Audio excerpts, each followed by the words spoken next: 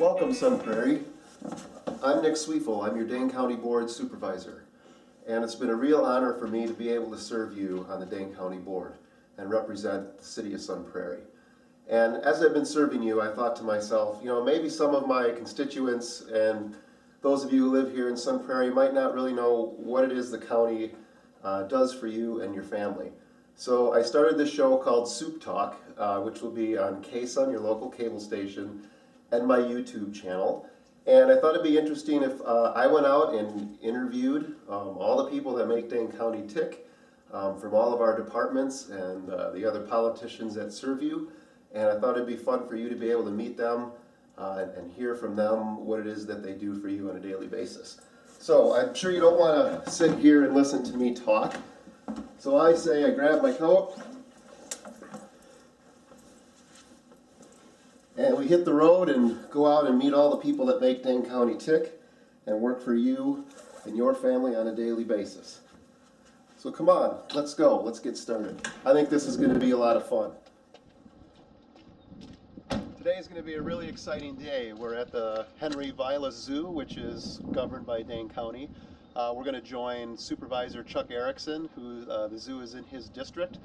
We're going to take a look at some animals. We're going to visit with Ronda Schwetz, I think is her last name. I hope I got that right. And talk to Supervisor Erickson also about sustainability. This is going to be a really fun interview with lots of fun animals, I hope. So come on, let's get started. Hi, Sun Prairie. This is Supervisor Nick Zweifel for District 3, and today for Supe Talk, we are at the Henry Vilas Zoo, which is operated by Dane County, and I thought it would be fun to come here and visit with some cool animals and get an idea of how our zoo works and what it does for the county. So today I have Ronda Schwetz, is that correct? Yep. And then next to Ronda is our Dane County Board Supervisor Erickson, and the zoo is in Chuck's district. And Chuck is very passionate about sustainability, and we do a lot of sustainability practices here at the zoo, which we're going to talk about in a few minutes. So Ronda, we're here with the beautiful polar bear, and unfortunately this is one of the animals I can't get into a cage with, right? It would not be a good idea to do that. So this is as far as we're going to get with the polar bear. But there's a couple of questions that I would like to ask you about the zoo. Okay. First of all is, why should Dane County be in the zoo business? What is the advantage of the zoo being governed by Dane County? So zoos are coming kind of three different models. There's either the government-run, such as ours, the county, or a city-run zoo. There's a nonprofit that runs the zoo, and there's even for-profit zoos. So those are the kind of the three different models. Henry Vilas Zoo was donated to us by the Vilas family in honor of their son Henry, and the stipulation is that it needs to remain forever free. So having said that, most of the way zoos get their money is through gate admission. So to operate the zoo without gate admission would be kind of a tricky task, and that's where the county is so wonderful and is really the reason that we have a free zoo in this community. Fantastic. So the zoo has always been free and always will be. Always has been, always will be. And the city, now the land the city of Madison owns, but the county runs the zoo. Can you explain that sort of exchange, or is it not that big of a deal to explain? It's not that big of a deal, other than it's a great partnership between city and county. It used to be a city-run zoo, and then the county took over in the 80s. And the other piece, the city owns the land, and the county owns the building and operates the zoo. And so actually the city helps us fund the zoo. So it's a collaboration between the county, which funds the majority of operation costs, the city, which helps us with a part of that, and also because we know budgets are tight everywhere, we do have our own nonprofit, and they help us with operations as well. So it's this wonderful partnership between all three, and of course the public. Every time you visit, you help us support the zoo. So that leads me to my next question, is to talk about budget. So how does the county fund the budget? I mean, you have a nonprofit, and how does it all come together? And how much money do the taxpayers sort of kick in for the zoo budget? Sure. It is a total of $2.4 million budget, and we're very frugal. It's a very, very good budget and very tight budget in terms of what other zoos do. We're a small staff. We only have 13 keepers and 750 animals, and I tell you what, those guys work hard. So know that we make sure we don't waste a penny. Going back to your sustainability piece, we make sure that we turn off the lights when we leave a room, we turn down the heat, We work on other issues such as geothermal wells, and we look at a marathon engine that we partner with MG&E on. So to go and look at all of the budget together, of that 2.4 million, about 80% is given by the county, 20% by the city, but where there are gaps, that's where our friends of the zoo step in for us. Okay. Well, thank you. So I can't actually get in the pen and meet the polar bear. Unfortunately not. But I guess you had said I can get in the pen, or I can visit with a penguin. You sure can. With our zookeeper Gary. You sure can. And then after that, I can actually get into the cage with a red panda. You'll get an up close and personal experience with one of our red pandas. With Jennifer. With Jennifer. And then we're going to save Chuck for last about sustainability, because I think the audience probably wants to see the panda bear, or the red panda first, and the penguin first. Animals always win over us. Is that okay, Chuck? You get Trump's fine with me. All right. Well, hey, let's go visit Gary and the penguin. Sounds great. At Henry Vilas Zoo today, and we're going to visit with a couple of animals and learn a little bit about how the zoo works and how the county runs the zoo. And after the penguins here, we're going to go visit the red panda with one of Jennifer is another, what's the word I'm looking for? Zookeeper, Jennifer and the red panda. But right now I'm with Gary, and we're going to visit with this beautiful little penguin. And I'm an educator at DeForest High School, and I just want to give a shout out to one of my students, Lindsay. And so for Lindsay, penguins are her favorite animal, and she begged me today to visit the penguins. So I don't know, maybe we can get them to wave later or something, and she would just probably love that. But this is Gary, another zookeeper here at the zoo. And if you could start by just letting us know a little bit about penguins first. Well, this is an African penguin, so he's not quite at home in the snow right now. Of the 18 species of penguins, only 4 of them are found in Antarctica. And the African penguins are the only ones found in southern Africa. So it's pretty unique that we can have them in an environment like this, and we don't need to have them in a cold environment. Okay. So one of the things about, having them in a zoo is that they are highly endangered. Just 3 years ago, they were moved to the endangered status on the IUCN endangered species list. One of the things that we are doing is conservation awareness, and we are raising funds to help the conservation of penguin counterparts in the wild and so on, trying to help everything in the wild stay in the wild as well. Cool.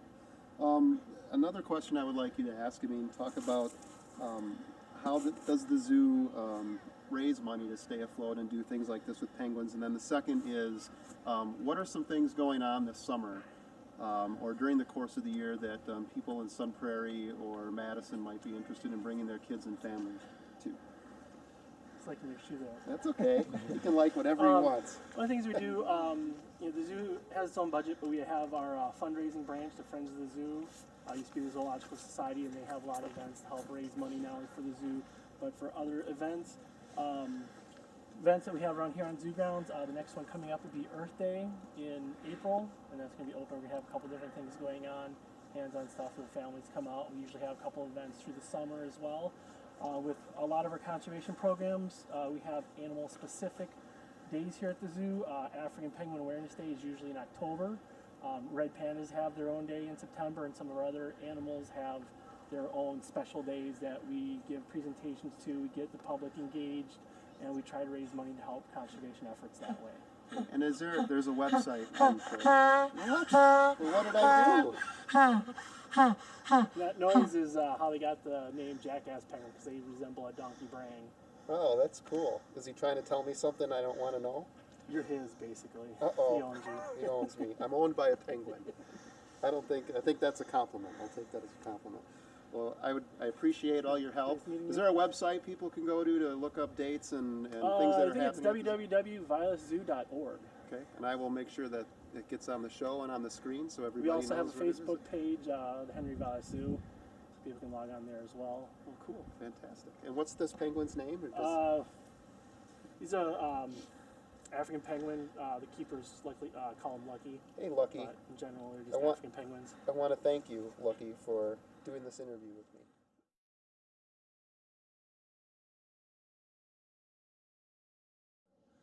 This is Lum, our red panda, and red pandas are native to Nepal and China, the Himalayan mountain ranges. Red pandas are not related to giant pandas at all, actually. Giant pandas are considered bears, and red pandas are kind of their own thing. People thought for a while they were raccoons. People thought for a while they were weasel and the weasel family because they kind of stink sometimes. So now they think that the pandas are actually a branch of their own, kind of the leftovers of a couple things. So they still sort of fit around the raccoon weasel family, but they're not bears. Now, is this a male or? Yes, this is a male. Lums are male.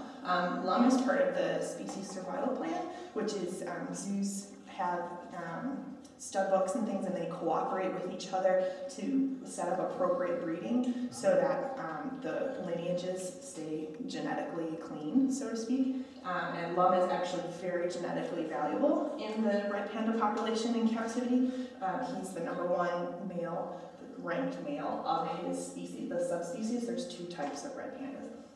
So he's very, very valuable, and we're very lucky to have him. Oh, he's beautiful. And that brings me to an important question on that. First of all, this is Jennifer, one of our zookeepers at the Henry Vilas Zoo in downtown Madison. And we're in the cage with the red panda. And one of the questions that I wanted to ask was, what is the purpose of a zoo other than, people bringing their kids here and seeing really cool animals in a habitat that's created for them in the middle of a city? Right. That's a really good question. A lot of people have a lot of different opinions on that. Something that we feel is really important is animals like this, most people are never going to see in the wild ever. And it's a factor of, if you get to see an animal like this in person, you're more inclined to care about their wild counterparts because it becomes an important thing to you to be able to interact with an animal like this on some level. Zoos, especially like Henry Vilas Zoo, also play a really important role in conservation. We do fundraising, we do a lot of research, so we learn a lot about what these animals need as far as breeding and taking care of babies, and so that can translate to wild populations where pandas are so rare in the wild that people can't find them to get the information they need to know what those animals need. Also, it's really important because animals like this are disappearing mostly because of human interaction that causes habitat loss. And so these are sort of the last groups, populations that we can really study because they're sort of gone in the wild. So zoos play a really important role in conservation, fundraising, and helping us learn about the wild individuals through the captive individuals. Well, that, it always amazes me that even a wild animal, they'll almost do anything for food. The pandas are really food motivated. They really like blueberries. It's really an honor. They're one of his favorites. So what are you feeding? These are blueberries and apples. Yeah, blueberries are their super big time favorite. And it's an honor to be actually physically in the cage instead of outside in the glass, that we get the opportunity to see this. So I want to thank you very much.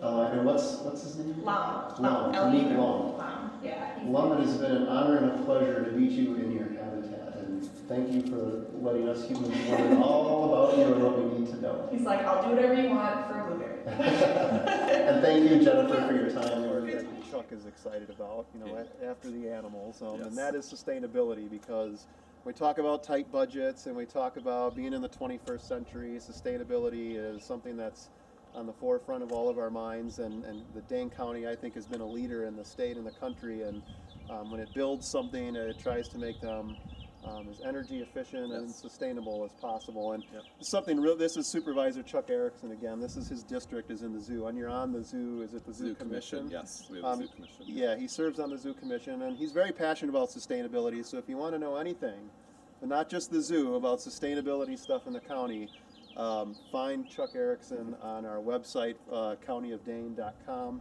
and contact Chuck, and he will be much better to answer your questions probably than I would be. But this is a barn we built in 2010. Yes. And you can see the solar panels. This barn is designed for kids. It has goats and alpacas in it. And a lot of families bring their kids here to enjoy this in the summertime. And I'm just going to turn this over, because Chuck knows a heck of a lot more about this, and Ronda, than I do. Sure, So Ronda's the expert. I'll let you guys talk about it. Okay, well, as you can see, it looks like a traditional Wisconsin barn, the red design and everything with the weather vanes. But the main sustainability or green features are the solar panels. Additionally, it has geothermal, so that is applied for heating, and that's used in heating. And then also, the walls are really thick, so it's super insulated. And it also has rain collector or water collection from rain in addition to rain barrels. So you've got that for water. But then it also has another neat feature where there's passive solar, which warms the floors, and then the zookeepers can more easily clean the floors. So yes, goats are kind of messy and stuff. So that's another feature in this. So, and the other neat thing about this is when you're talking about sustainability or green features in general, part of the zoo is to preserve animals for the future. We also want to preserve just as much as we can for future generations. So we want to do the right thing environmentally. That's the green part, etc. But the other big feature in this is that you can also save money. So that's what we're trying to do countywide, and this is a perfect example of that, because the building that was here before versus this building's a little bit bigger, but it also saves 50% in utility costs. So not only are we doing the right thing for the environment, we're also saving money. We're saving on the bottom line and saving taxpayer dollars. So that's a really exciting feature about this, and it just functions a lot better. I think you'd agree. Yes. Looks really cool. I think it looks great, out here. And again, it saves a lot in, environmental preservation. So. Could you just touch a little bit more on what geothermal is? I mean, I know we toss it around a lot, and people hear it on the news or read it in the paper, but can you explain what geothermal is? Well, basically, there are wells, I think they're on the other side of this building, that were bored down or dug down into the ground, and that temperature is like constant. It's like around 50 degrees, 40, 50 degrees all the time. So in the summer, you could use that for air conditioning, but in this case, we use that for heating purposes, so you don't have to use as much heat generated from another source to keep the building warm for the animals. So that's generally how it works. And there's some type of liquid that's piped through, and that goes then inside, and so it's kind of a complex, setup that's inside. But you're basically using that constant temperature below the ground to keep the building warm, to use that. So then you don't have to use as much, whatever it is, electricity or other types of heat to get it to a comfortable level for the animals. So that's basically what it is. A similar type of idea that we used at Badger Prairie Nursing Home. Same idea, geothermal. Well, and that's one more thing we could talk just briefly, because we do have sustainability practices other than here at the zoo. So yes. I know we just broke ground in a brand new garage out at the airport, and yes. we just did a big land purchase across from the landfill because we're going to use yes. sustainability practices there. And yes. then you also just touched on Badger Prairie. Could you yes. sum those three sustainability Sure. practices up in a nutshell? Sure. With Badger Prairie, it's a nursing home. It's a nursing home of last resort. It's located in Verona. And we had the space in the room to use geothermal. So we dug wells for that, geothermal. And basically, your heating and cooling needs are, say, here. We have something that we can use, a standard heating system that we can use, for when it's really, really cold. And then we've got standard air conditioning to use when it's really, really hot. But everything in between there, we can use the geothermal system. And that's projected to save the county $80,000 a year going forward into out years later on in the future. As for the landfill that Supervisor Zweifel mentioned, we're taking gas that comes from the degeneration, so to speak, or when garbage decomposes, basically, that creates gas. In the past, that gas was just piped off and it wasn't, used for anything. So what right now we're doing is we have like locomotive generators that you'd find like in a train that the county bought used and refurbished. And we use that to generate electricity, and we sell that to MG&E. But additionally, what we'll do with the new garage that Supervisor Zweifel mentioned is that there's some heat in that process that those generators heat up, and that heat's usually just lost. We're going to take that heat and control that and pipe that to the new building and use that for heat. So something that would normally be wasted will now go toward, actually heating a building to save on energy costs. So there's that, and the other thing you mentioned was the new garage, or it's not a hangar, it's a garage at the airport. I think for the snowplows. Right, yes. And the idea with that is we're doing an inventory right now to see what buildings are the best for solar. We see the solar panels up here, but we're also going to check all buildings to see which ones are the most viable for solar panels. And that one has got a lot of roof space, and so that one, there's a picture of it showing lots of solar panels on it. So we're currently doing that, but that's a good example of that. Plus at the airport has its own sustainability plan.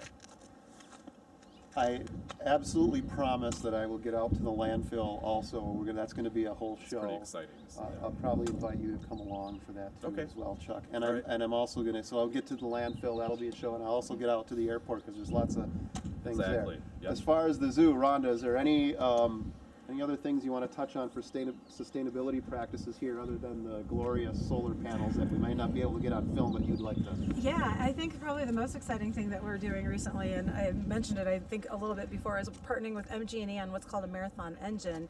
And really, it basically is taking the ability to preheat the water for us in our aviary, and it's saving us about $200 a month in costs. And so the excess heat helps us heat up our aviary, and there's even some left over that goes back to MG&E. So I'm not as eloquent as Chuck here is on telling the story, but I think that's the most exciting new thing. But just as you're walking the grounds, you'll see really simple, easy things we can all do, such as we plant native plants, that prairie plants. We have rain gardens kind of throughout the property, and we make sure that, for example, I was going to say with the barn, goats and alpacas don't need it to be 72 degrees in the barn, so we make sure that it's the correct ambient temperature in there, which really helps us. So in the winter, it doesn't have to be heated up to a temperature you and I would walk around in necessarily. So we really look at all our areas and where do we need to heat it to, and how can we be most efficient. We use simple things like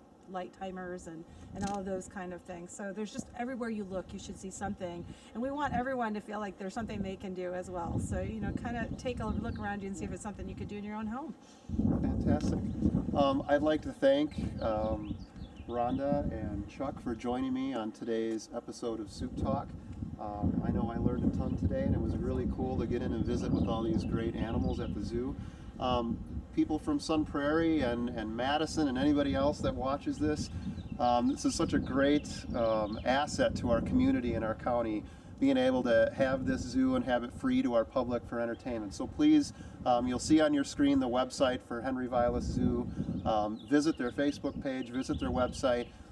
Bring your kids here, enjoy some family time, and budgets are tight, so I hope that you feel like you want to get involved and look into the nonprofit. And if you have a few extra dollars, please donate, and let's keep this for generations to come, as we're not all going to be here forever, right? And we want to make sure grandkids and everybody else gets to come and enjoy this, because I know I've been coming here since I was a small kid, and I'm a lot older, but we won't discuss that, maybe at a later time.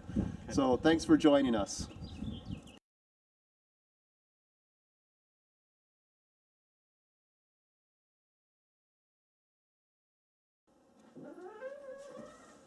Wow, now that was a lot of fun. I learned a ton. I hope you learned a lot too. And you know what? We're going to do a lot more of these. So I hope you stay tuned. I hope you check out my YouTube channel and my blog and follow along and read what the county is doing on a daily basis for you. And, until next time, Supervisor Zweifel saying we'll see you next time on Soup Talk. Thanks a lot. Bye.